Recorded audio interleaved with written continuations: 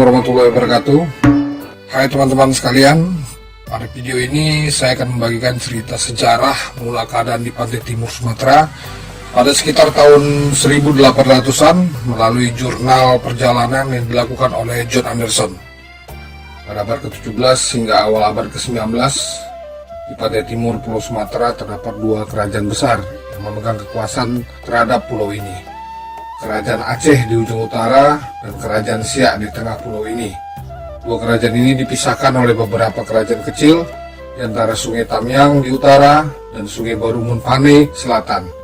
Kerajaan-kerajaan kecil ini terdiri dari Kerajaan Tamiang, Langkat, Deli, Serdang, Asahan, Batubara, Kualu, Panai, dan Bilah. Kerajaan-kerajaan kecil ini bergantian menyatakan berdaulat pada Kerajaan Aceh dan Siak.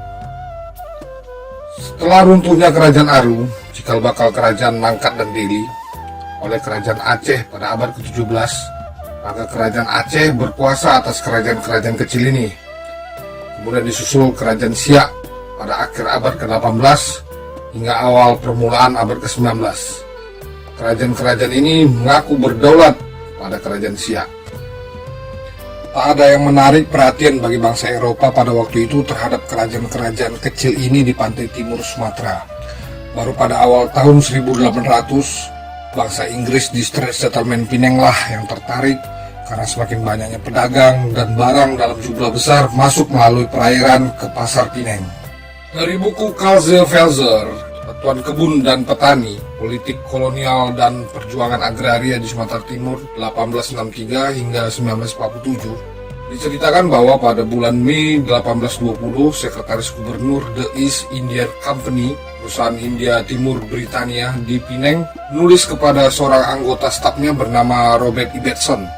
Gubernur dan Dewan memandang bahwa waktunya telah tiba untuk kita berikhtiar memperoleh pengetahuan lebih luas dan mendalam tentang pelabuhan-pelabuhan dan rakyat di daerah-daerah berdekatan ini, dan bahkan untuk mengambil beberapa keuntungan perniagaan yang tetap dari usaha ini dengan langkah-langkah yang bijaksana.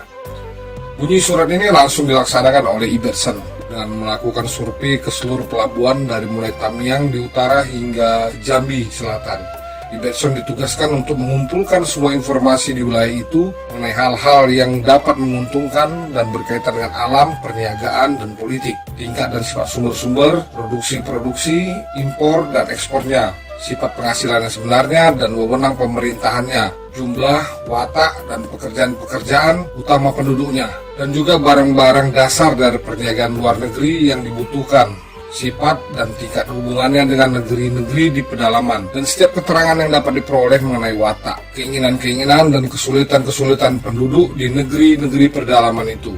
Tapi sayangnya, sebelum Ibbetson melakukan tugas itu, ia jatuh sakit sehingga tidak dapat melanjutkan tugas tersebut. Untuk mempermudah tugas tersebut, pada tahun 1822, pemerintah Inggris di Pinang pun mengirimkan kapal penjelajah Nautilus di bawah pimpinan Letnan Ross dan Morseby untuk melakukan pemetaan tepi pantai dan menyiapkan petunjuk-petunjuk pelayaran. Kemudian, untuk melanjutkan tugas Ibbetson yang tertunda, pada tanggal 1 Januari 1823, John Anderson diperintahkan untuk melanjutkan tugas menggantikan Ibbetson. Anderson, seorang pegawai pelayanan masyarakat Skotlandia yang bergabung dengan The East Indian Company pada tahun 1813 dan ditempatkan di Pinang. Anderson adalah seorang agen dan penulis diplomatik Skotlandia tentang masalah kebijakan dan perdagangan timur. Sebagai pelayan masyarakat, tugas ini sangat cocok baginya. Dengan penguasaan bahasa Melayunya yang pasif, serta didukung dengan banyak relasinya, seperti pedagang-pedagang yang secara rutin sering datang untuk berdagang di Pinang, maka sangatlah mudah bagi Anderson untuk mendapatkan berbagai sumber-sumber informasi yang sangat penting di pantai timur ini. Pada tanggal 9 Januari 1823, ia berangkat dari Pinang dan kembali 3 bulan kemudian pada tanggal 9 April 1823. Ada 63 orang yang ikut dalam misi ini, ada 20 ras orang yang berbeda di atas kapal, nyaris tidak ada yang diketahui satu sama lain.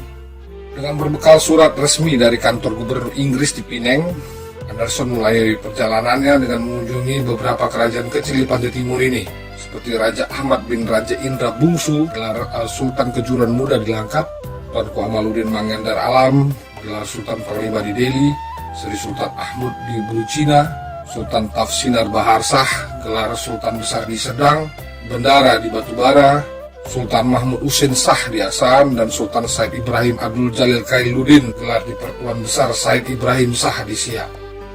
Tetapi sayangnya, karena kurang terampilnya kapten kapal Kici, kapal dengan 2 layar besar yang membawa Anderson dan kru-krunya, dan ditambah dengan perairan yang dangkal, mau tidak mau Anderson harus turun di lepas pantai dan memasuki sungai-sungai kecil di hulu dengan menggunakan sampan.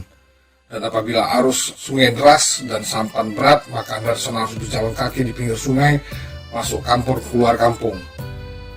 Di setiap sungai yang besar, Anderson berada sekitar seminggu hingga 10 hari, menganalisa, mewawancara para penguasa di daerah tersebut, serta kepala-kepala kampung untuk mendapatkan berbagai informasi yang sistematis mengenai geografi, ekonomi, etnologi, dan politik di daerah Sumatera Pantai Timur ini. Dari Aceh hingga Asahan, Anderson menemukan penduduk yang bersuku Melayu, tapi hanya berada di hilir sungai. Mereka beragama Islam dan berbahasa Melayu. Mereka berasal dari keturunan masyarakat Melayu yang berimigrasi dari Jambi, Palembang, dan Semenanjung Malaya, serta ada juga beberapa keturunan dari Minangkabau, Bugis, dan Jawa yang telah menetap di sepanjang pantai.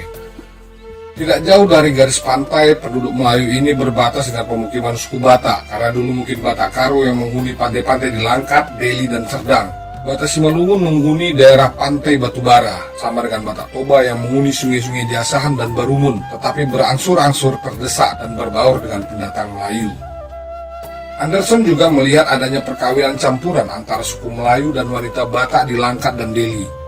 Kepala suku Melayu di Batubara menikahi putri kepala suku Batak di Manungun yang memperoleh hak istimewa dalam berdagang, menjamin keselamatan pribadinya di daerah Batak, dan ada juga yang untuk melakukan invasi kekuasaannya. Seperti juga penguasa di Deli, mereka adalah keturunan Tuanku Gocah Pahlawan, seorang India Islam yang bekerja sebagai mufti Sultan Iskandar Muda, Sultan Aceh kala itu setelah runtuhnya Kerajaan Aru oleh Kerajaan Aceh. Gocah Pahlawan menikahi putri kepala suku Karo di Sunggal, sehingga penguasa Deli sesudahnya pada waktu itu dengan bangga menunjukkan tangannya yang berbulu lebat karena ia berasal dari keturunan India Karo kepada Anderson. Di Langkat yang merupakan keturunan dari Dewa Sahdan, petinggi Aru yang melarikan diri ke kota Rantang, hamparan Perak jelas dari turunan Batak Karo. Dan Asahan juga ada keturunan dari Raja Aceh dan Batak Toba. Di luar jalur Melayu ini lebih kepada halaman hulu sungai dan ke pegunungan, penduduk Batak Karo masih menyembah berhala, terbukti dengan banyaknya babi-babi di kampung mereka, sedangkan bagi Batak yang Islam sudah mulai mengikuti kebiasaan Melayu, menggunakan 2 bahasa, mengambil nama-nama Islami, dan menganggap diri mereka adalah Melayu. Walaupun begitu mereka tidak melupakan marga Bataknya. Selain catatan tentang kependudukan, Anderson juga melaporkan berbagai macam tentang pertanian. Dalam laporan itu, ia menceritakan bahwa perkampungan penduduk yang bertempat tinggal di tepi sungai yang dapat dilayari dengan sampan-sampan kecil selalu saja banyak pepohonan yang ditumbuhi dengan buah-buahan kelapa sawit dan rumpun-rumpun bambu.